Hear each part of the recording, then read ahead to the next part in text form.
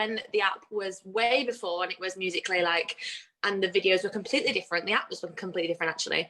I actually started then. So I was in like high school. I started Musical.lys with my friends and my little sister.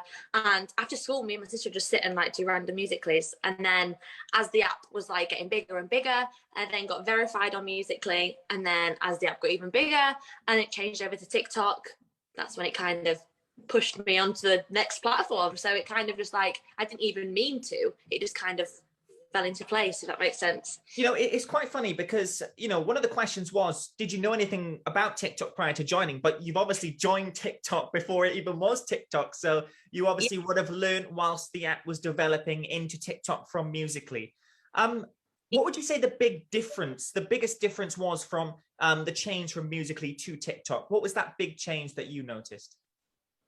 I think a lot more people started coming onto TikTok than there was on Musical.ly. I think it was quite a small, I knew a lot of friends on Musical.ly, and that was kind of like a good, nice group. I feel like now TikTok is so much bigger. There's a lot more people I don't know. I kind of feel like I knew the people on Musical.ly. Yeah. Now it's much bigger. There's definitely a lot more people on it. I think the videos, there's a much bigger variety of videos on TikTok, whereas Musical.ly was very about like the slow-mo, the lip sync, like the songs. And I think now there's loads of stuff on TikTok. There's fashion, there's beauty, there's fitness, there's like so much more. You know, I tried to make one of those Musical.ly videos, you know, the lip sync videos, and I just realized that's not for me. I'm not going to do it. I'm much better doing this. You could pay me £1 million to do a lip sync video, but it's never going to work. Now, you mentioned, you know, when you were on Musical.ly, were there any influencers that were on there before you joined that you checked out and thought, you know what, I really like what these guys are doing. This is kind of what I want to do just from watching these people's videos that they've been putting up? Yeah, I mean, Holly H, she is still a TikToker now. She was a big Musical.ly star at the time who I watched her videos all the time. And then I actually I represented Musical.ly's UK comedy platform at a event in London, O2. And then I went there, and Holly was actually one of the judges, and I remember being like, oh my gosh, like, and Phil Green was a judge as well, and I used to use his sounds all the time. I used to do skits to his voice, and I remember them two being on the panel and like judging, and I was just like, oh my gosh, like I look up to them, and now they're like judging and seeing me on stage. I was like, oh my god, this is crazy. And then after I won the competition and went to Milan for the whole of the Musical.ly UK final thing, and they were also there again, and then they were speaking to me, and then we become friends, and it was like, oh my gosh, like someone who I used to look up to is now I'm friends with. And then we were making videos together, and it was just so nice. So I'd definitely say Holly H and Phil Green was two people I definitely looked up to on Musical.ly.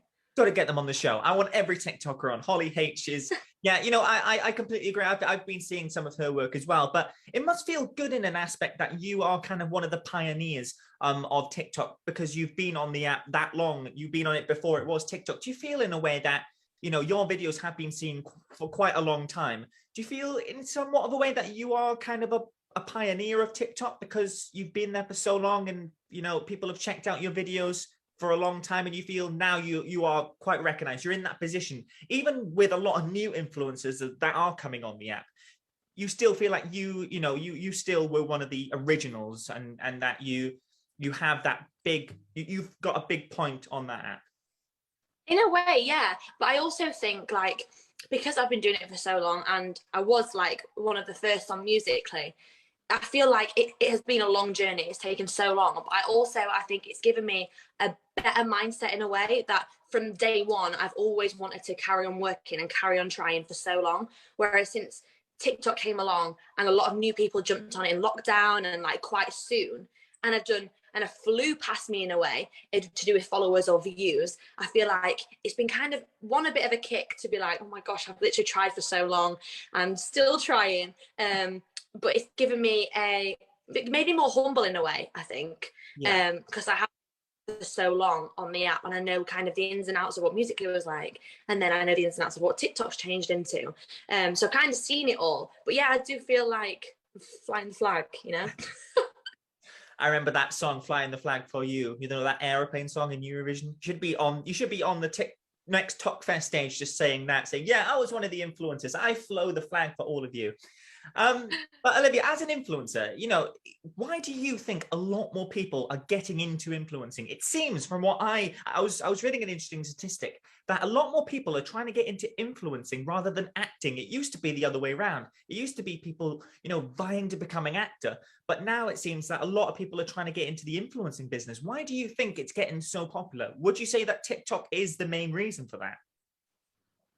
Yeah, I think because TikTok has given such a platform to then become an influencing job, I think a lot more people have either come on the trend to be like to try and get a job like this because it's easy. People think, but it's definitely not. But definitely, me being an actress as well as an influencer, it's kind of given me the platform to do both. So if I want to show like the acting side on TikTok, I can. If I want to do more like influencing and talk to people about, I don't know, topics or products, then I also can. So it's given me a platform that I can do both of my interests on, which is great for me. Absolutely. Now, of course, TikTok, we look at the world we live in today. It's not all sunshine and rainbows. There's a lot of things going on. Especially during the lockdown, TikTok brought that sort of sense of relief that people could just go on their phone during the lockdown, scroll, get entertained, and have that smile on their face, whilst being locked away because of the virus. What would you say in that time TikTok has brought to the world? I think it made the app more fun in a way. I think because more people jumped on it and people were doing the craziest of things and like the most random things, that it definitely brought the app a bit more life. And I'm kind of glad more people jumped on it anyway, because it's brought us so many more different people on the app and so many more different varieties of like videos. But yeah, I think it relaxed the app in a way, so it's not so serious and full of like people who are influencers. It's just brought on like my uncle, my cousin, who want to post random videos in the house. Do you know what I mean? Like more fun, just genuine videos. So, I yeah. just like watching the granddads that are on there. It's just hilarious. I mean, an 80-year-old granddad. I never thought an 80-year-old granddad on TikTok could be so entertaining, but here we are. So let's look at your first skit you ever did, Molly. What was the development behind making that skit? And what was going through your mind, thinking, all right, this is all changed now. This is TikTok. How am I going to make that first impression? People know me from Musically, but how am I going to make that new first impression of me on TikTok when it came to making your first skit? At first, on Musically, my content was mainly comedy. So I used to do a lot of comedy and lip syncs. And as soon as like TikTok came around, I thought I'm going to carry on trying that. But the more I was on TikTok and the more I saw what everyone else could do and what everyone else was doing, I kind of hopped onto as many trends as I could. So I'd do a random beauty video, I'd then do like a fashion video, then I'd do a comedy skit again. And I kind of just mixed up the content when TikTok came along to see where like my niche would kind of be best. And do you know what? The most like random videos, I remember doing one of my first ones on TikTok, which was me flossing when the floss came out. And that one just went crazy. And I was like, how is just me standing in a room doing like this silly dance move, doing so well over like anything? So then I found out the most random things was best in a way, like to start on TikTok. So then I carried on like the comedy random videos, especially with my sister. They seemed to do well at the I mean, they've always done well, but at the beginning, I knew when my sister was in the videos, everyone loved her. So we just do stupid things together. And that was kind of what I was like, right, okay, I'm going to carry on with this. It's kind of like when you feel like you're in your element with something, you keep trying and make a skit about something and you just feel, no, this isn't for me. But then you find yourself in your element and you're like, yeah, this is the one. This is the one I want to keep doing. And then you kind of, you've made it then, because now you're going to be recognized for doing this in particular thing. And that leads me to the next question about how TikTok, do you think that it does provide people that want to get into the arts industry? It's a tough industry to break into. Everyone knows that. But do you think TikTok provides that platform to make it easier in a way for people to break into the industry? Because you can class TikTok as a celebrities practically these days. So would you feel that it does provide, these influencers like yourself opportunities in bigger jobs like acting jobs? As you mentioned, you wanted to kind of mix the both together. So do you think that TikTok, because a lot of celebrities I noticed are on there as well, all it takes is somebody who's scrolling through, oh, I like this person, I'm going to try and get in contact with them. So do you think that it does provide more of an opportunity, TikTok? Yeah, I think it definitely does because, like I said about the random videos, I mean, one that really pushed my followers up a while back now was I drew like a dot to dot all my spots on my face with like a Sharpie. And that video was the most random thing ever. I don't know why. I think I saw someone do it with someone's back on like their moles or something. I was like, right, I'm gonna do it on my face. And then I was like, it blew up, and then my followers went crazy. And I thought, this is how easy that a small random video of you just like being yourself in a way, doing something so crazy that you've never put on Instagram, for example, did so well, and that it got me noticed more. And then I think the amount of people that can then come on the platform and get themselves noticed is so much bigger than you can on Facebook or Twitter or Instagram. Like you wouldn't go over to Instagram and put on that video like on your profile. So I feel like TikTok's definitely given that space for people to get known, like with the For You page, and people can get their videos noticed to a lot more people, and people do seem like famous on TikTok. Like I have people who I see as famous TikTokers, and I think it's much bigger in like our generation, and like they are famous in our head rather than like TV people now. Like I look, wow. Well, you definitely fit in the category of famous TikToker. For me, 100%, you fit in that category. But Molly, as well, I mean, I had a great idea for what you just said about, connecting the dots on your face skip that you did. You should do a crossword on your face. How amazing would that be? I mean, I think that would be great. TikTok crossword, that's the new trend for 2022. Remember that. So tell me, Molly, what would you say your favorite skit is? Out of all the skits you've done right up to this very date, this very time, this interview, if you had to choose one skit that you just loved, what would it be and why would you pick it? I think one of my most recent ones is now my favorite. When I get my family involved, because the whole of the process of getting my mum and dad and my grandma and granddad in a video is just so funny. Like I remember it was the berries and cream one with my dad, and me and my sister did it. It did so well. And my dad was like, right, I'm going to do it. I'm going to fly past you, amazing. Like, I'm going to do better than your video. And I was like, right, we'll see. So he learned the words. He had like the script behind the camera and the whole process of getting them all together. Like, we had to learn the dance about 4 times because mum would go on the wrong leg. And then we'd do it again. And then dad would get the wrong words. And then, oh, Maisie wasn't in the shot. And then it was just so funny that the whole process of making the video was as good as the video. And I was like, this is my favorite now. And it's the most recent, really. Would you say that you yourself are a bit of a perfectionist when it comes to creating skits? Because I've spoken to a lot of TikTokers and they like perfection videos. They can do it over and over and over again. And I've noticed a lot of these TikTokers, they have incredible sort of technology. They have all these high cameras, and I just thought TikTok was just recording a video on your phone, but they take it one step further with all this new technology. Do you think that's going to be vital for TikTok's success in the future, having all this new sort of technology come into the game? The app has everything for you, really. Like I do all my editing and everything on app, so I don't use anything else but my phone and the app. So in a way, TikTok's got it all for you. But I do think I'm a perfectionist in the way that everything's got to be like, if it's a dance, me and my sister have to be like in time. If the words have got to be right, you can't be out of sync. Like I'm not going to put it up if it's not right. Got to be on it. I mean, that's how all X Factor auditionees start. They start with the lip sync audition. If they did get it wrong, then it's kind of like, well, you know how the audition's going to go. Yeah. Now, one thing I ask all the TikTok influencers that's come on the show, Molly, is about online abuse on TikTok. A lot of influencers are subject to this. Why do you think the reason is for this? And is there something that TikTok, the app, can do to stop this happening? I've been very lucky with like hate and abuse online, so I've never really had the feeling or the impact of what it is like or what it can be like. I've seen it from my friends or other influencers, but myself, I've gratefully never had anything like that. But I don't think I could really do anything. I think they have the report in the comments.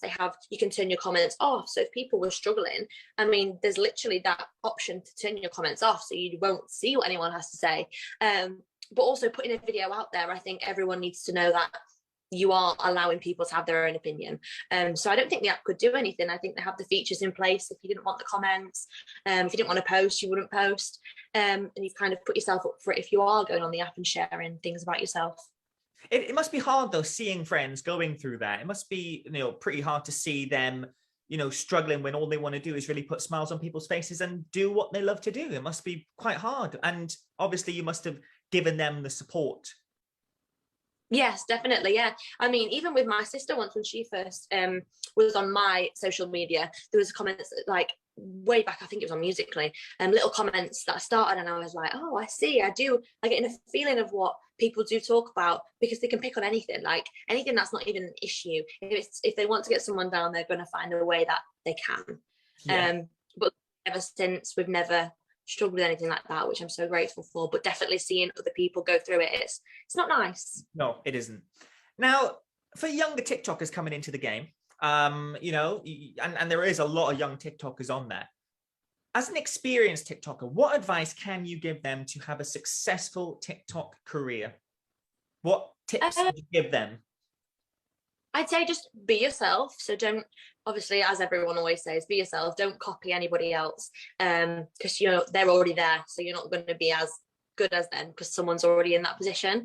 I'd say don't like rush into anything. Like I said about me being on the app for so long, I think I'm very like knowledgeable and experienced in the app and what a collab looks like and what a great manager looks like, and now everything's like falling into place, whereas people jumping on it would probably take everything, their first opportunities or their first experiences, and like think that's the best, so Yeah. just being careful, and like on it with comments and what you're posting and being kind, not following anyone's footsteps.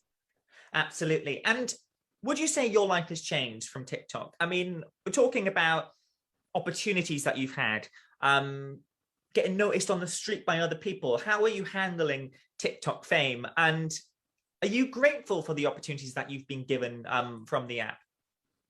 Oh, absolutely, yeah. Ever since I had the opportunity of doing the Milan thing and the whole Musically O2, that was just the first thing that came to me. And I was like, wow, this is actually something. Explaining that to my mum and dad was just crazy because they didn't understand. They was like, you doing what? For what? Why? And that was kind of the first thing where I was like, wow. And as soon as TikTok came along, and then I had an amazing manager, Liv, and like everything came along in like a really good pace in a way. Nothing was rushed. Yeah. I got time to and time to understand everything and what's could happen, what the future could look like. And I think seeing people like Molly May, for example, who's doing so well from like reality TV, I was like, wow, that what she's doing right now is just unreal. And if I can do that from doing what I like to do, from like acting, dancing, TikTok, that would be unreal. Like, so following like looking up to people like Zoella, who was like one of the biggest YouTubers in my eyes when I was younger. Yes. Looking up is, yeah, just crazy. I keep remembering that I did put an application in for Love Island, but I think it got lost in the post, unfortunately. What can you do? How do you feel, talking to other influencers about your TikTok successes? Do you think there's a difference between talking to your family and friends about it compared to talking to other influencers about, how you're feeling you're doing on TikTok?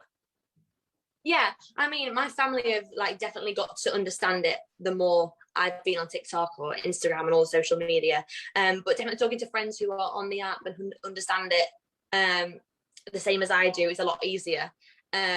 So talking to them, they understand about collaborations, they understand about events, they understand about views and followers. Like to other people, if I spoke to a friend from home and said about my followers going down, for example, or my followers have changed, they'd be like, why does that matter? Like, it's not an issue. Whereas if I spoke to one of my influencer friends, they'd be like, right, let's do this, let's try this. And they'd understand how it affects you in a way when it's your job and what you love doing. So there's definitely a difference, but my family are understanding it more and more, which is good. Yeah, and it's great to have them supporting you, isn't there, through your journey, having friends and family that are supporting you through that journey. I think it's a real quality to have. Yeah, I agree. My family are very supportive on everything. Like you see in my videos, like they'll always jump in the videos if it can help me in a way, or even if they just want to do it. Now, final question. I'm going to put you on the spot here. Apologize in advance. There are many TikTokers out there, but who would you say, apart from yourself, Molly, that you love watching, your favorite influencer out there currently, and why? Do you know what? I've been asked this question before, and my sister always says to me, Molly, you never actually watch TikTok. And like she will sit and scroll on TikTok forever, and she has loads of people she follows. And when she's like, Molly, who do you watch? I'm like, and I'm like, I don't sit and scroll on the app, but when I do pick someone, I did think about this, and I was like, when Maisie asked me the other day, I was like, I like this girl. I think she's called Monica or Monica, something like that. And she literally does like skits and like POVs of like being a teacher or like a classmate, or she just does funny comedy videos, and it makes me go back to me doing my comedy videos. And she just does them to a T, and she's so relatable, and I think she's amazing. Would that be Monica Geldart by any chance? Yes, that's her. Yeah, she's been on the show. She's been Love on her. Monica. She's great. I mean, I wish I had a teacher like that, but unfortunately, all my teachers were not very nice.